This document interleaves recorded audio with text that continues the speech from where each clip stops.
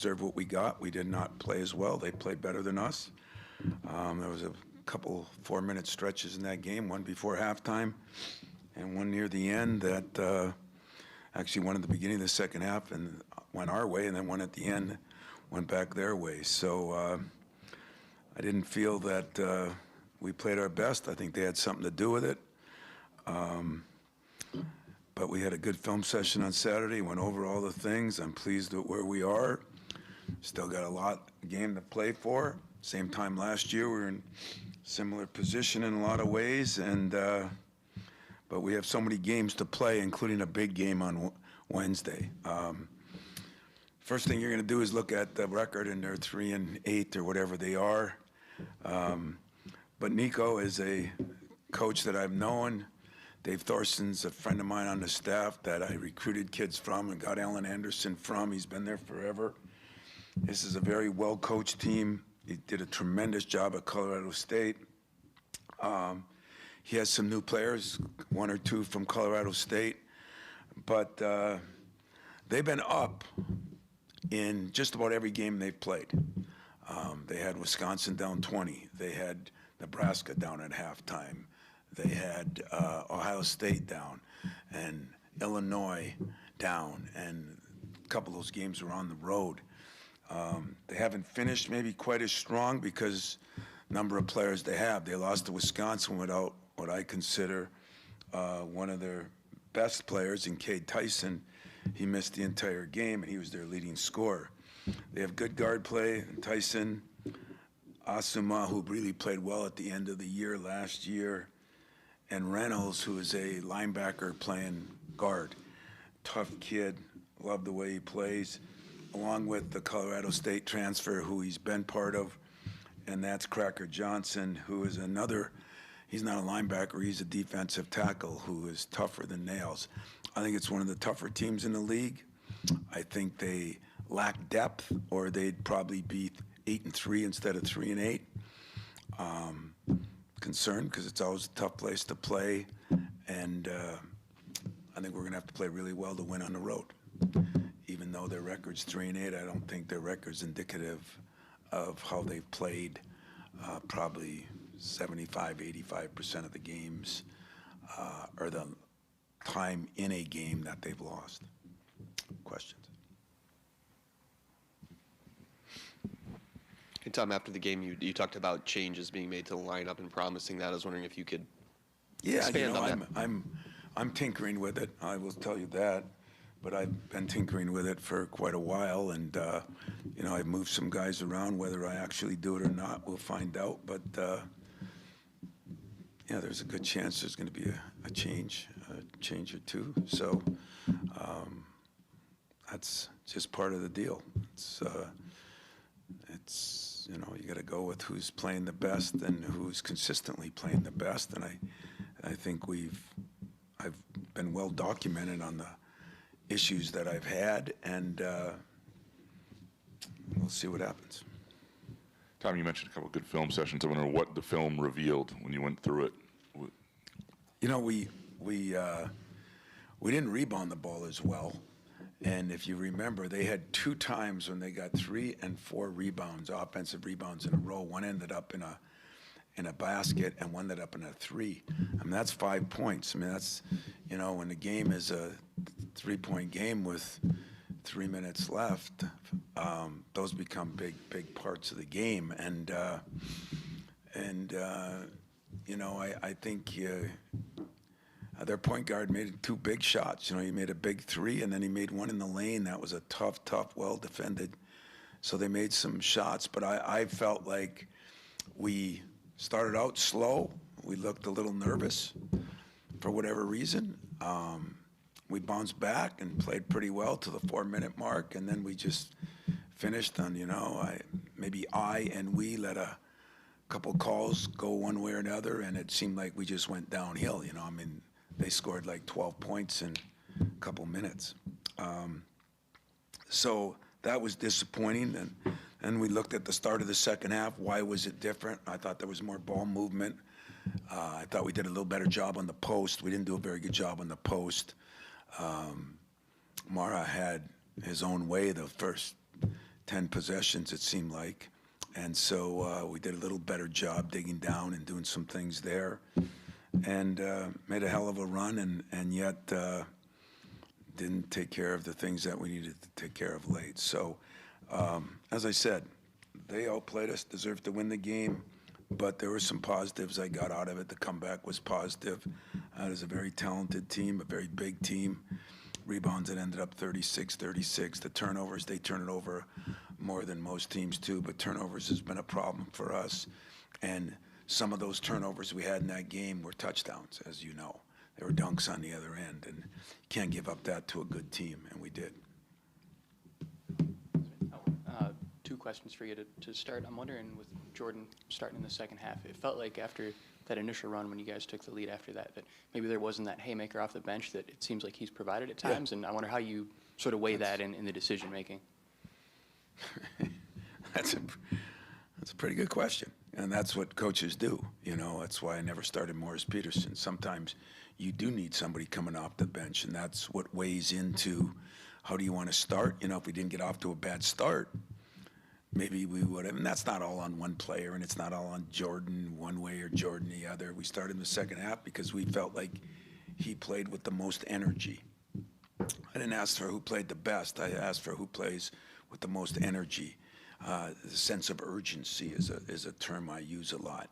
But that is an issue when you decide to bring one guy and one guy. You know, it happened last year with Jace and Trey and everything. So those are the things that I'm weighing on decisions I make, because it's not just who starts the game, it's who comes off the bench. Who finishes the game is probably more important than who starts the game most times. And that's what I'm juggling. Second question. Second question, I don't know if you've seen it, but about a couple hours ago, Dusty May had some pretty serious criticisms of Jeremy Fears. He said there were a number of dangerous plays in the game, and I'm wondering what your response is to that, and sort of what you saw in that game and how Jeremy plays. I'm not going to get into that. I have no idea, but I do know that I thought there were a couple plays the other way too, like jumping into a guy and getting a foul when it was a complete joke. This is what it's supposed to be. It's supposed to be. And you know what? Michigan's over. I'm moving on to Minnesota. No insult to you. I don't care what Dusty says. I don't care what they say. I don't care. There were some things Jeremy did. I addressed on him. But him and their point guard were going at it pretty good. That's what happens in games like this. So if anybody did anything dirty, tell them to call me, and I would be more than happy to address it. If it was physical play, that's the way that game's always going to be. Tom, I'm wondering about the elevation of Jeremy's play, though, and his scoring. It's kind of which eye do you look through, you know? Do you look through one or the other? Yeah. He's had a big run in terms of scoring. I guess when you're a point guard in your system, is that a good or a bad thing when you want to try and get everybody else involved? I mean, you've had guys both directions. It's a bad thing. It's a bad thing. I talked to him about it today. I mean, you know, when he's taking 11, 12 shots, it's a good thing. When you're taking 20 shots, it's a bad thing. But that's not always his fault either. Some of that falls on other guys and how they're playing. What he has done a good job of is, you know, when you score 29 points and still get 9 or 10 assists, that's saying you're doing a good job. I've been pleased with Jeremy's play. I think he's doing a better job in a lot of areas, and that's why, you know, some other guys got to lead up. I mean, he's shown where he's gotten rid of the ball, he's passed the ball, he's made some things happen for other players, but he's averaging 8 or 9 assists a game, which is, I think, second in the country, or it's right up there. So, you know, he's. Do I want him taking 20 shots? No. Do I want him taking 10 or 11 shots? Yes. And he's done a good job getting to the hole and a good job getting fouled. And but keeping other people involved is true. If he had 2 assists, I'd agree with that statement. When you get 9, 10, 8, then I think he's doing both things. And as long as he keeps playing defense, we're trying to find the happy medium in there. There's no question about it. Coach, on Friday you talked a little bit about limiting the turnovers committed by your big men. What goes into that, and how can you guys get better moving forward? Well, I didn't do a very good job, did I? But I don't play. But we had some problems again turning the ball over early in the game. I think we had 10 in the first 16 minutes. And what are we doing about it? We're talking about it. Nobody tries to turn the ball over on purpose. I think once in a while guys try to do a little more than they should be doing, but I didn't even see that some. I just saw some turnovers that you just can't make. And if you make them, you don't win. And if you do win, it's because you did some other things very, very well. And when you play the best teams, which Michigan is one of the best teams, you can't make those mistakes. So we had, I don't know if we had 13 and they had 12, or we had 14, they had 13. It's not just the turnover, it's the turnovers for touchdowns, as they say in football. Tom, Cam Ward obviously had a great start to the very beginning of the season against opponent with some length and all that, and then obviously had the wrist injury that derailed things. How do you, in this last matchup, a lot of big guys, right? Tough matchup. I'm just wondering how you get the most out of his freshman year, the last month of Big Ten play here, based on where he is right now. I think it's very critical. I think Cam Ward is one of the more critical guys we have right now. The injury was tough because it was on his right hand, which created things for rebounding, for dribbling the ball, for catching the ball, for shooting the ball.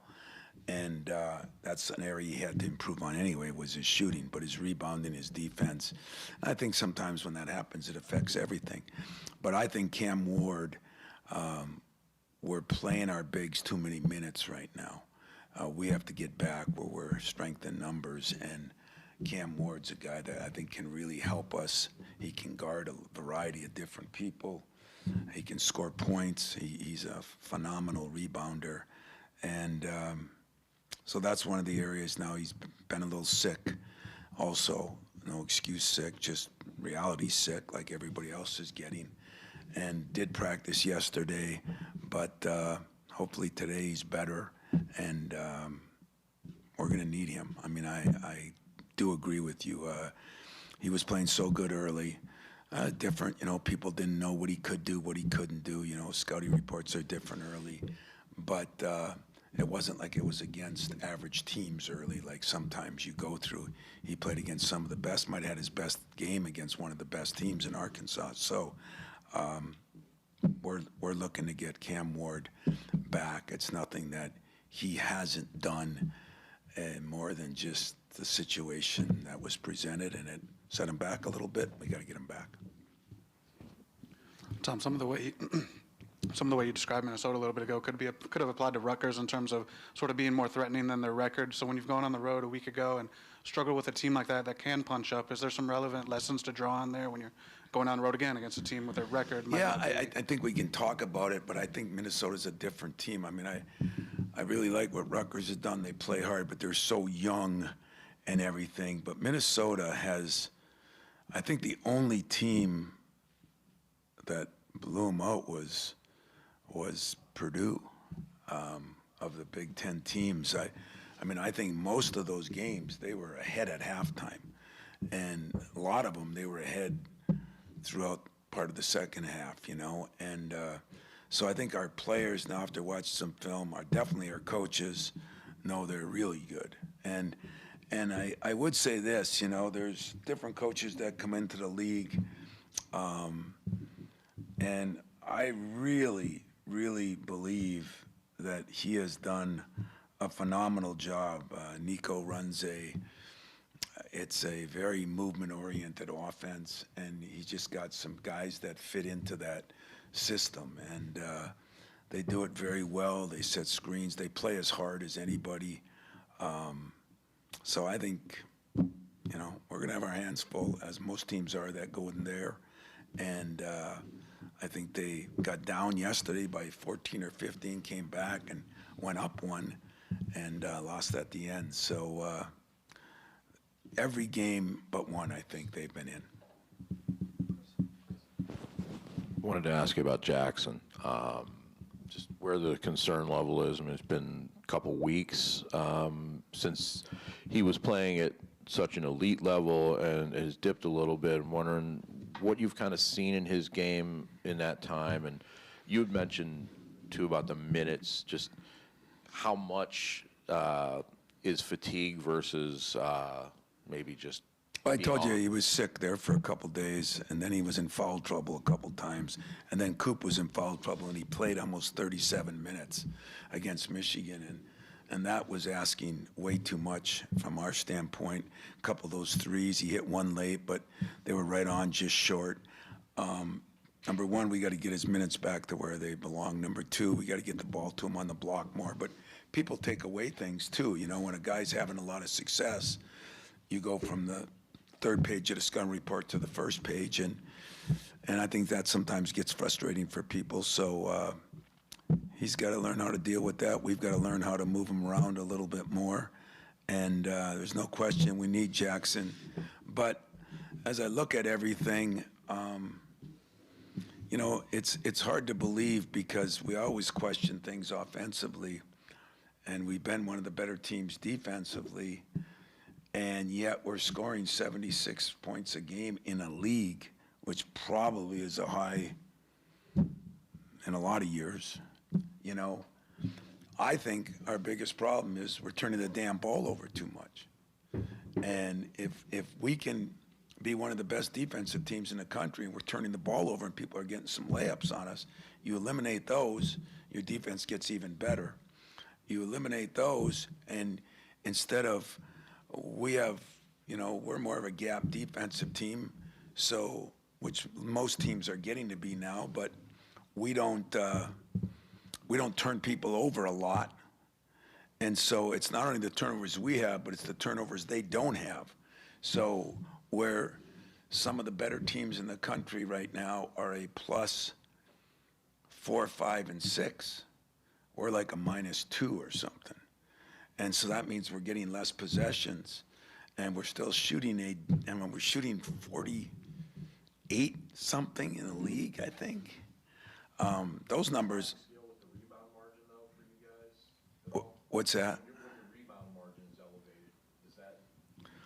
Yeah, well, we out-rebounded Rutgers by a lot, and, you know, I mean, rebounding helps. It helps, but turnovers are depressing. Turnovers take away shot opportunities. Turnovers our offensive rebound has been good, not great. Our defensive rebound has been great, but I really believe the turnovers. I mean, I came to my staff's Saturday morning in a meeting we had, and that's the first thing I just said. Now, we didn't have any more or less than Michigan, but the ones we had led to some things, and the ones we've had other times, you know, we're getting 58 shots, 56 shots instead of 63 shots, 64 shots. And if you get 5 more shots a game because the differential is 5 or 6, chances are you're going to hit 1 3. Chances are you're going to get fouled. Chances are you get 1 offensive rebound out of the 6. And so it really makes a big difference. So I love that the Super Bowl's this week because I say it every year to you guys. I say it to my team. I say it to everybody. Happened last weekend. Those who wins the turnover battles usually wins the game. And I think because it's normal to have more turnovers in basketball, we don't look at it the same way. Since I like football better, I do look at it the same way. And I really believe that has been, which doesn't sadden me, it ticks me off because I think that looks undisciplined and that falls on me, that we are not a great turnover team, reduced turnovers. And you know, we got to be pretty good at the end of last year, and kind of going the wrong way here. Of course, you know, you think about it, we're up to, I went through the 3 losses. We're up 2 or 3 against Nebraska, and we lose by 2. We had 21 turnovers, and they had 8 on the road. Somewhere there's a bad lining. I mean, they don't press you. and somewhere there's a silver lining in that. In other words, if I get the damn thing straightened out, I think we'll be even a better basketball team. Also wanted to ask you about Jackson. I mean, he's starting to take more and more threes. It feels like I think he had 7 during the Michigan game. Obviously, he's been making a lot of them this season as well. But would you like to see him go back down to the post, use that footwork a lot more? That was one of the things we talked about to him. You know, the problem is everybody was doubling him, and he panicked on that a little bit. But if they're doubling him, that's okay. There's going to be openings for some other people. And I don't think we maybe done a good job of that, because he needs the ball on the block, because he's valuable down there, because he still can pass the ball. He just gets a little anxious with it, and that's, I think, caused some of the turnovers too. I'm wondering, a lot of the matchups we haven't been able to see much of Jesse, just from a size standpoint, but the minutes he was able to get in that Michigan game, it seemed like he had some pretty good contributions. Yeah. Where do you see his growth in this season and what he performed in that game? You know, Jesse played very well in the first half of that game, not quite as well in the second, but you know, we love Jesse. We think Jesse's going to get better and better and better. He just needs time. You know, he needs reps and he needs time. And certain lineups, it's harder to do that. And in bigger lineups, it's easier. You know, Minnesota comes with a very small lineup, as Rutgers did, you know. And so sometimes that's what limits, because of his foot speed, it's not great. So getting better, but that's the problem there. Sometimes it's what we got, and but he can shoot the ball. He got great hands. He can rebound the ball. I'm hoping Jesse gets more and more time. He's going to have to get more and more time.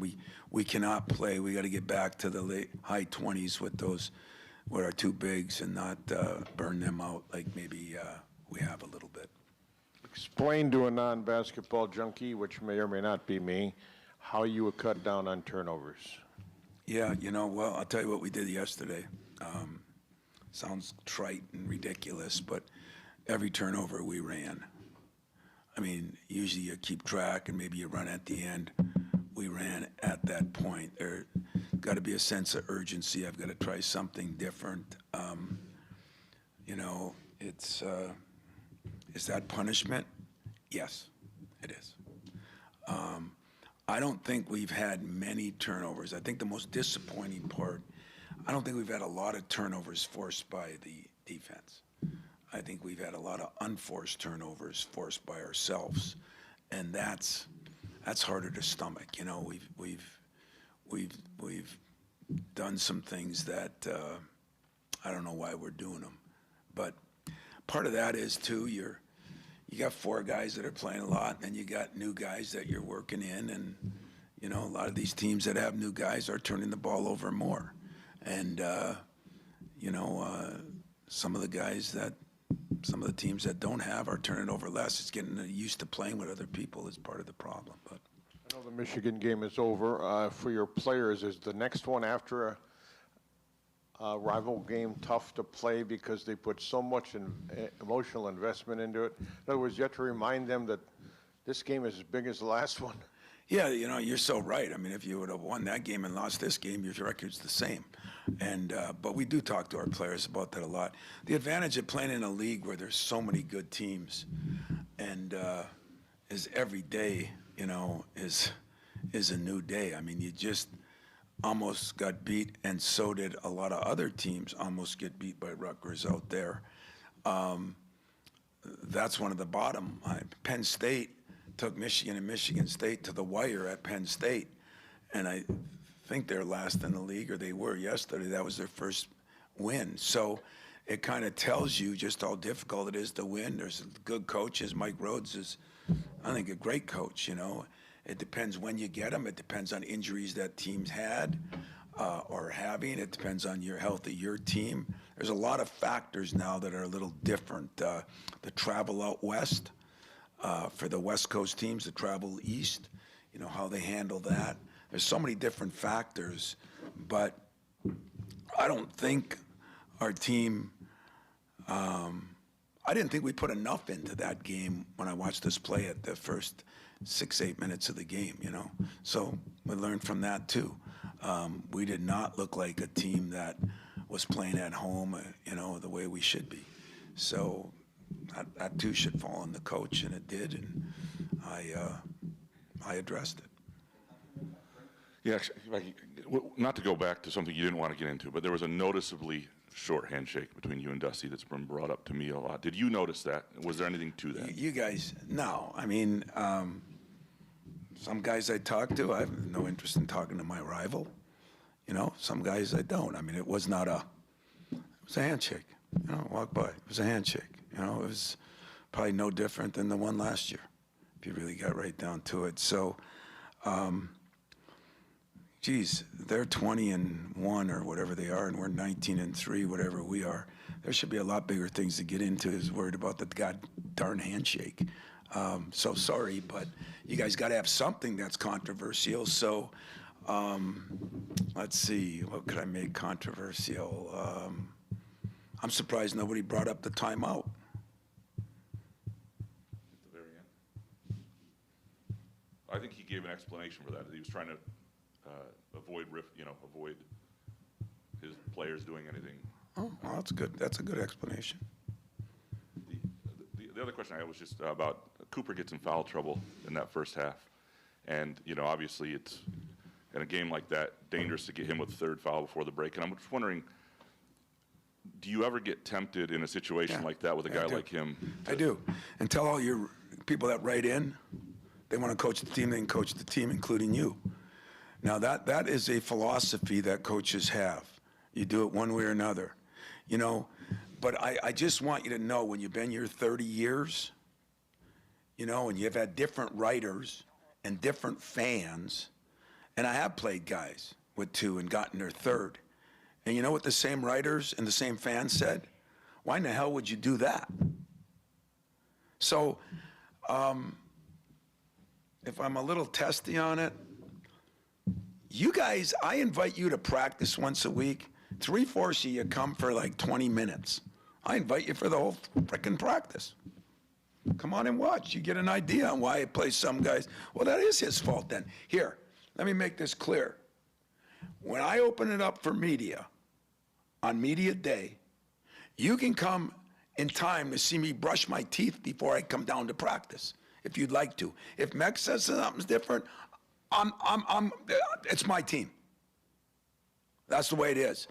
Normally, he says, what time should I have him come? Do I say any time? Whenever. And then he says, well, what time will you be done? And I said, 5 o'clock, 5:15, whatever I say. He says, well, then I'll tell him 4:30. You know why? Because most of you don't want to come up and sit through the whole thing. And if you do, you're up there talking and gaggling and everything else. You're not watching to see what's going on. So don't kid yourselves. So I'm not mad about it. But everybody got this now. You got this. You're the head of this whole thing. Media day is once a week. Is today media day? 2:45, brush my teeth, grab my whistle, watch through the window, go down. Want to be there for the whole thing? You want to be there for some of it? And by the way, just to let you know that, just like my locker room being open, 3/4 of the country doesn't have either one of those things. Okay.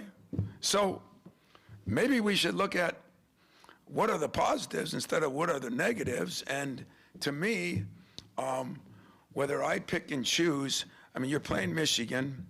Yes, the thing got out of hand. When did it get out of hand? 4 minutes left. It was like a 5-point game, I think. I think it was. And then it escalated. I'm going to put him in there with 3 minutes left. When they got all these big guys, I figured I could do what I did. Maybe one of those people that call you and send in all their stuff, or when you're sitting home talking to your wife, you should say, wow, you know, maybe that was right, because the second half they came out and made a hell of a run. I was just asking a question. Like last night at the women's game, the coach of Michigan took a different philosophy, and they paid for it with one player with a third foul and not for the other, and she said it was a huge risk. And I'm just wondering what's going through. But I say this all the time to you guys. That is my philosophy that I don't like to. I played Jeremy with 2 fouls out in, where was the last time he had 2 fouls in the recent game? Was it Rutgers? Okay, I put him back in with 2 fouls, you know. I mean, you do it. It depends on the situation. To be very honest with you, it depends on the refs. It really does. I mean, if I think a guy's out there calling anything, I'm not taking the same chance. If I think there's a guy out there that I know the good refs say that's one of their better players, he's got 2 fouls, am I going to call the game differently? No. But am I going to 50-50 call? Am I going to let – I think they do. And I think those are great refs because you write, I coach, the fans watch to see the best players in the game.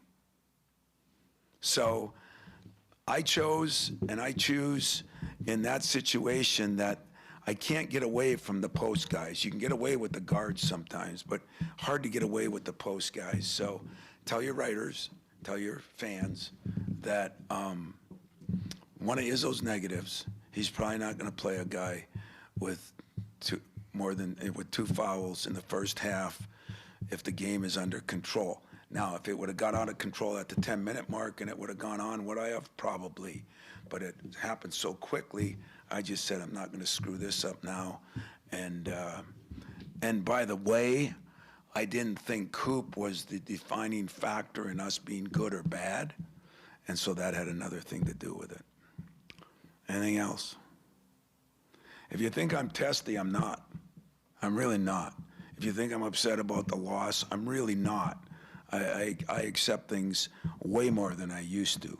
But I think there were a lot of things to question in that game. I think there were some question mark calls. I think there were some question mark things that went both ways. I think that I'm a big fan of the one-time challenge. The length of time it takes, I'm beginning to not be a fan. It changes everything. I mean, that was like a 2.5-hour game. I mean, you know, and then every time you want something, you can question, you can challenge. Sometimes you challenge, it costs you a timeout. Sometimes you can challenge, and there's nothing there. There is no timeout against you because they have the ability to do that. On the one play that I'm talking about where a guy jumped into us, I think that was a 100% wrong call, but they can't change the call. So I don't know. Sometimes you can change the calls that these things are. Sometimes you can't. I don't know what they are, but those things, remember this, whether I hug and kiss Dusty or he hugs and kisses me, okay, we got beat by a better team. They played better. They were better. They have been better. We got beat by a better team. We knew we had to play our best game. We didn't do that. We showed at times where we can play with anybody. We didn't do that on a consistent basis, and the better team won. Simple, not for flowers for them, not for anything to save me. I said it after the game. I say it now. But every time something is questioned, I just want to make sure you know. You weren't probably born yet, barely. People questioned when I did it and it cost me. Because people question, there is no right answer. There's one right answer. You know what it is? Win. Thank you. If you win walking backwards, that was the right thing to do. If you have a hard practice the night before a game and you win, that was the right thing. If you had a hard practice and you lost, why is he beating the hell out of his players before practice? I mean, people are certifiably insane that never have gone through this. And so, yeah, it bothers me, some of these questions, because I think I've been transparent enough and honest enough with you guys more than any coach you all deal with. I've been honest about 99% of the thing. Like, that is a dumb question, okay? You know why it's a dumb question? I say I might change the lineup. Or I'm going to tell somebody that the day before a game? Well, yeah. Well, then why'd you ask? Well, because you said it after the game. Okay. Okay, so here's the thing. I might change my lineup every day. Okay? I will never tell you the day before a game. Does that help you?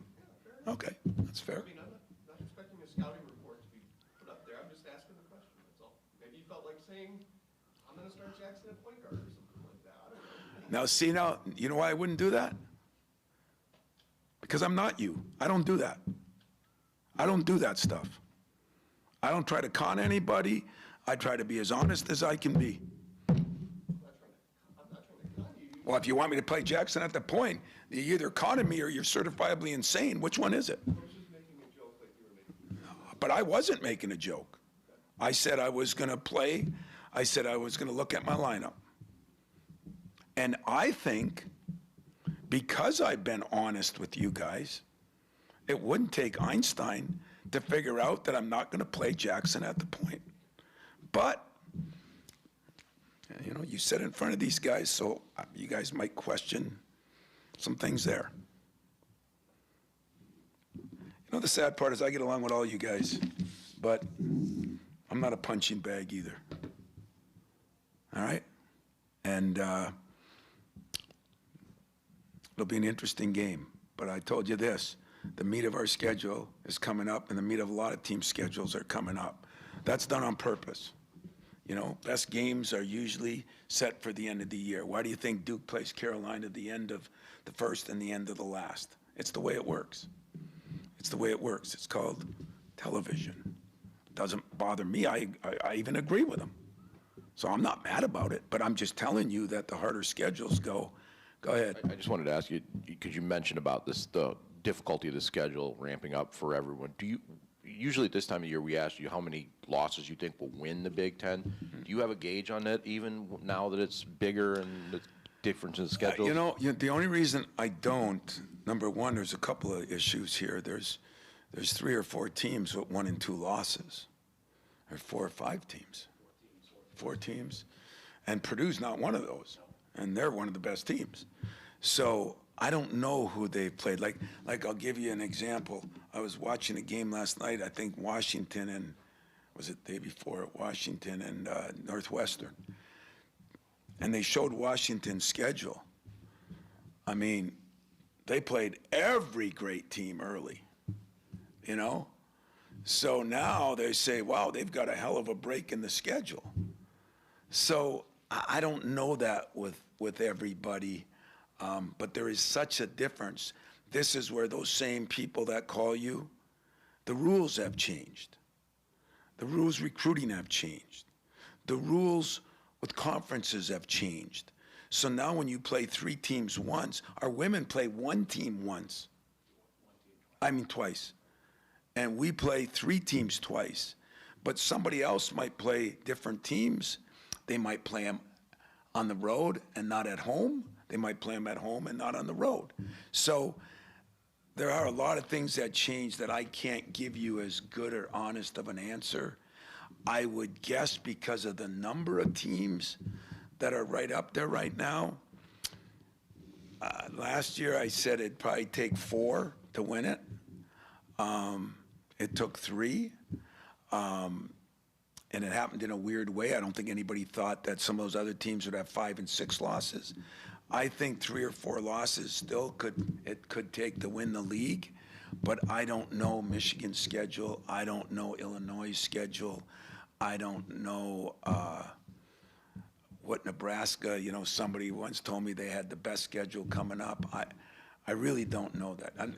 Now, if you guys wanted to do something when you're at my practice instead of watching practice, you guys should go through that and figure it out.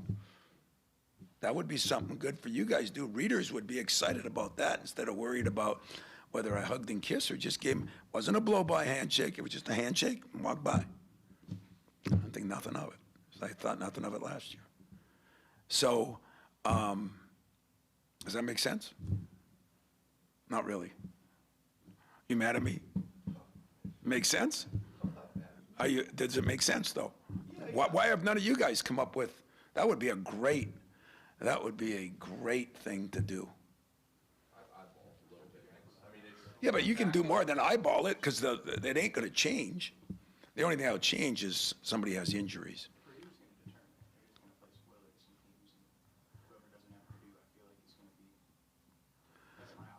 Purdue? So they have a good. No, Illinois already played there and beat them. But Purdue has us and Michigan at home and Nebraska. And who do they play twice? But I wouldn't count Purdue out either. 3 losses. They got a good team, you know. I mean, they're veteran guys that, you know, I wouldn't count Purdue on anything. So that's what I said. They're the. Purdue has Michigan, Michigan State, Indiana, Wisconsin, all at home. I mean, you mentioned last year, 3 won it, but 5 would have won it, because I think the next team back was in 6. So. Yeah, yeah.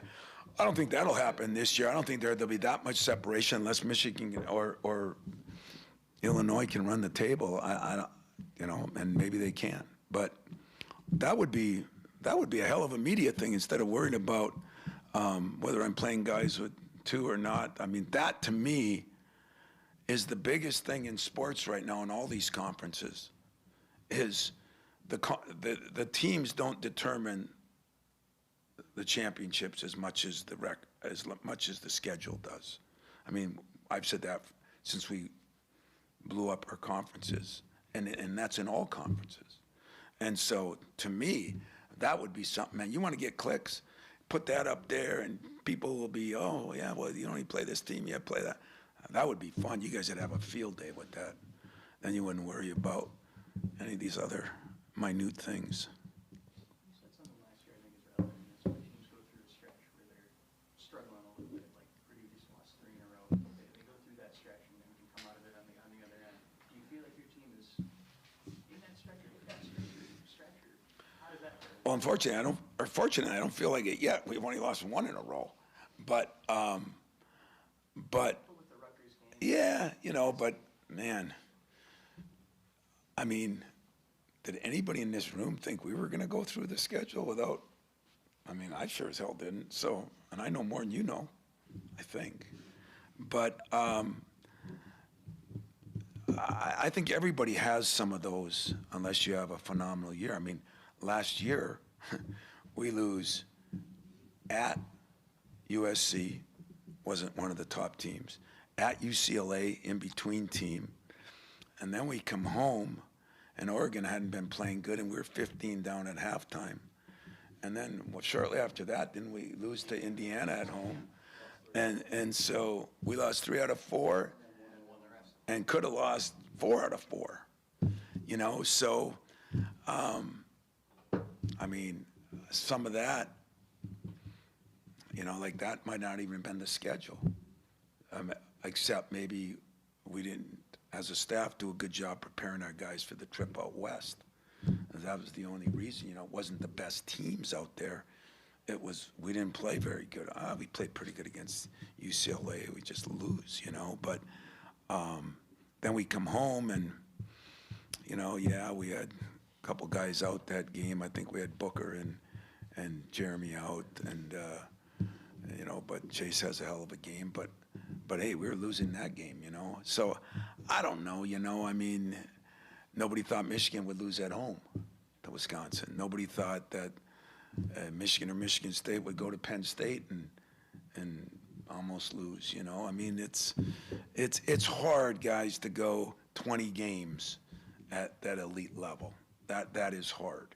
And right now, you know, the teams that have 1 loss, including us, when we did, I don't know if the schedule was favorable to us or not. You know, I would say that we have tougher games coming than we had then on paper. But I don't know what Michigan had. I don't know what Illinois had. I don't know what Purdue had. Nobody expects any of the top teams to lose at home. Would you agree with that? So who lost at home? Illinois lost at home to Nebraska. Purdue lost at home to Illinois. Nebraska lost at home to Illinois. We lost at home to Michigan. Michigan lost at home to Wisconsin. So you guys should, if I was a writer, I'd be having a field day. You know, I wouldn't be worrying about handshakes or this or that. I'd be worrying about how the schedule looks and the phenomenon of all the top teams already losing a game at home halfway through the season. So I'm helping you. I like you. I'm helping you. No, what did he say about her? My mom is famous, man. My mom's the only person. He said Humrick House last year would not have been your mom would have gotten 20 on him. My mom's a hell of a player. I'll tell you that right now, man. She's great, but that's because we all said that. We all say that to a player. It's just that it all gets public notice now. That happened. I mean, oh my God, when I think of what Judd said, I mean, God.